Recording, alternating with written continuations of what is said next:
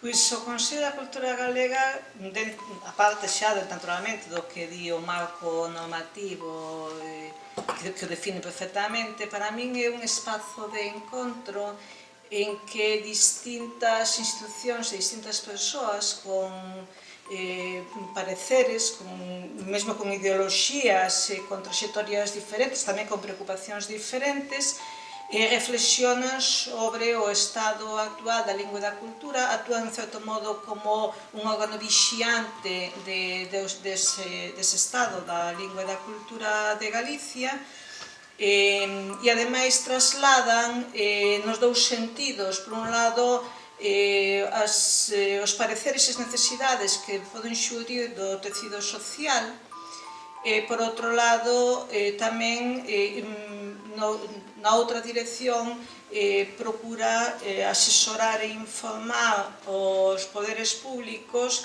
daqueles cambios de rumbo ou daquelas necesidades que a xuízo deste órgano, como digo, plural, se perciben en relación co que pode ser a millora da situación da lingua e a cultura de Galicia, que en definitiva son a lingua e a cultura galegas. Si, eu represento no Consello o Instituto da Lingua Galega, que é unha das institucións que forma parte do Consello da Cultura nesa concepción plural de agrupación non somente de personalidades, senón de institucións. Como digo, forma parte o ILGA do Consello da Cultura Galega desde o momento da fundación do Consello. Eu creo que non hai conflito de intereses, non debería habelo, e desde logo non hai, porque en definitiva trátase de institucións que son diferentes, con obxectivos diferentes e tamén con dinámicas diferentes. O Instituto da Lingua Galega é un centro de investigación universitario. Nós investigamos sobre o galego, investigamos sobre a lingua galega en todas as disciplinas, digamos, que se ocupan da lingua galega, desde todas as perspectivas sobre o galego en todas as épocas da súa historia. Por tanto, nós ocupámonos da fonética, da fonoloxía, da edición de textos, da sociolingüística, da gramática, do léxico. Percorremos Galicia recollendo mostras dialectais da gramática, da fala, de como se fala aquí e acolá, gravamos os falantes e a partir de aí logo elaboramos a descripción do galego e facemos propostas. Eu creo, cando eu decía no inicio que para mí un dos aspectos positivos do Consello é que é un espazo de encontro plural entre distintas institucións e distintas personalidades que teñen obxectivos, cometidos e orientacións diferentes, referíame tamén un pouco tamén a esa posibilidade de que o encontro fai que poida haber non somente intercambios, senón tamén concentración de esforzos e de intereses para conseguir xuntos con maior forza, mellor eficacia, obxectivos comuns. O Consello tense distinguido en máis dunha ocasión por ser a institución que, tomando como base as propias institucións que o conforman como outras que están fora del, crear vías de colaboración para grandes conmemoracións ou grandes celebracións ou programar actividades de grande alcance aos que podería chegar por si só, pero seguramente con menor eco e con menor eficacia, por tanto, non? O Consello da Cultura estruturase basicamente en 3 niveis, ainda que logo a estrutura é algo máis complexa que iso. Nun nivel está a Comisión Executiva, noutro nivel está o plenario e noutro nivel están as comisións. Non digo así porque haxa unha xerarquía así estricta entre uns e outros, vou explicar un pouco en que consisten eses 3 niveis. O órgano máximo de decisión é o plenario, naturalmente. O plenario reúnese en poucas ocasións ao longo do ano. No plenario están integradas institucións que están xa definidas na propia lei de creación do Consello e tamén están integradas personalidades individualmente. E ese plenario vai se renovando por quendas cada pouco tempo. hai xa un procedimento para irlo renovando a pouco e pouco, de obrigado cumprimento, e que garante, por un lado, que van entrando novas voces, e, por outro lado, que non se perde nunca a continuidade coa composición anterior do plenario. O plenario, como digo, é o máximo órgano de decisión e, por tanto, é o que ten que estar informado non solamente da marcha da institución, é o que ten que estar informado tanto da liña xeral de actividade da institución como das accións de certa envergadura que a institución acomete e ademais é o que ten que estar informado dos asuntos económicos, orzamentarios, etc., tanto de maneira previa, tanto da programación como logo de rendición de contas diante dele.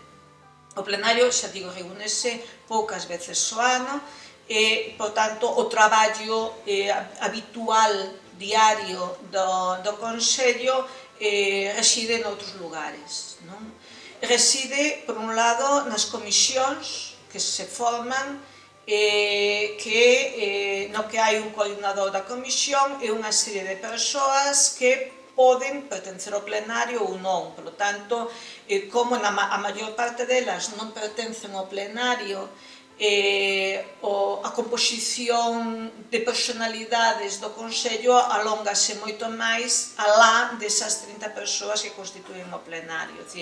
Naturalmente, nese traballo diario, non solamente están nas comisións, están tamén os traballadores do Consello da Cultura que no día a día fan un traballo que vai moito máis alá das comisións e que fan tamén non solamente propostas, sino tamén execución de acordos que son trasladados para realización desas actividades, informes, etc.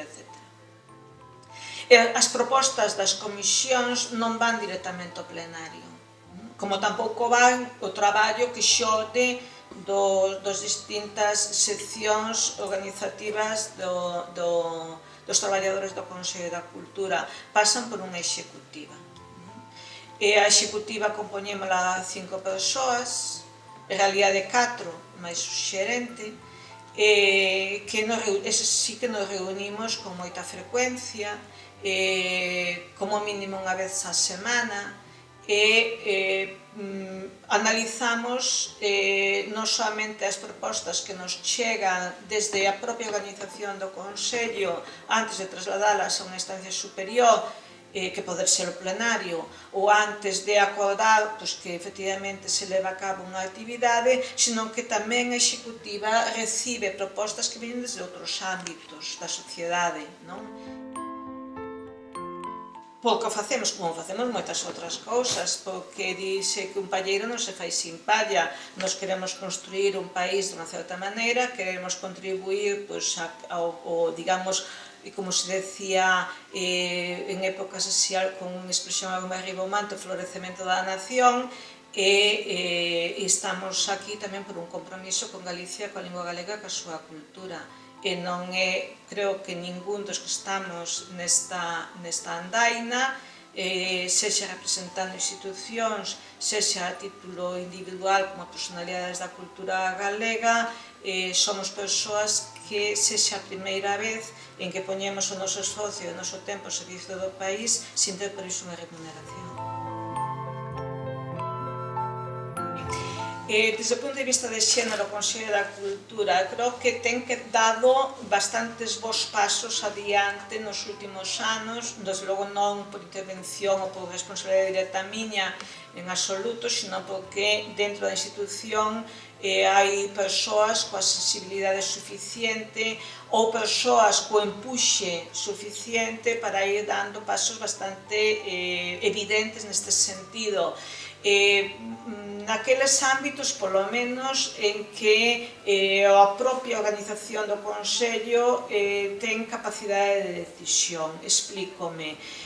Na última renovación de membros da Comisión procurouse, na medida do posible, atender a unha reivindicación que é algo máis que unha reivindicación, é dicir, realmente xa un dereito, de que se tenda a paridade entre homes e mulleres. Non en todas se produciu da mesma maneira, tamén é certo que algunha delas ten unha proporción invertida. Quero dicir que, en principio, paso a paso, pero a pasos bastante acelerados, vaise tendendo a iso. Non podo dicir o mesmo do plenario. No plenario as mulleres estamos en franca minoría e iso é algo que realmente que nos preocupa e o que nos gustaría tender a solucionar. Se eu son unha casualidade, pois en certo modo sí, pero nada é completamente casual.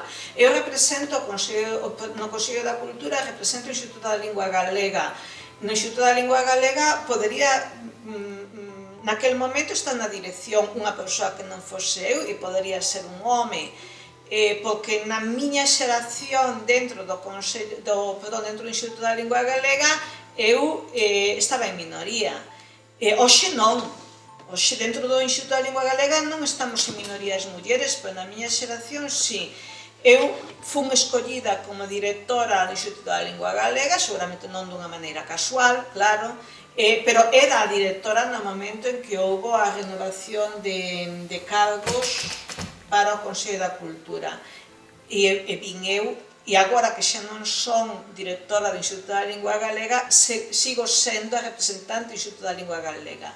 Pero nós, desde o Consello, non lle podemos pedir ás institucións mándenos unha muller para representalo, porque as institucións teñen liberdade para escoller os seus representantes. Sería unha situación ideal, desexable, que todas as institucións tivesen a sensibilidade de atender a igualdade de xéneros, que promovesen tamén que nos seus órganos directivos estivesen mulleres e que na súa representación institucional, sexa no Consello da Cultura Galega, sexa noutros lugares, tamén haxe mulleres representantes. Pero non é o caso e nós iso non podemos forzalo.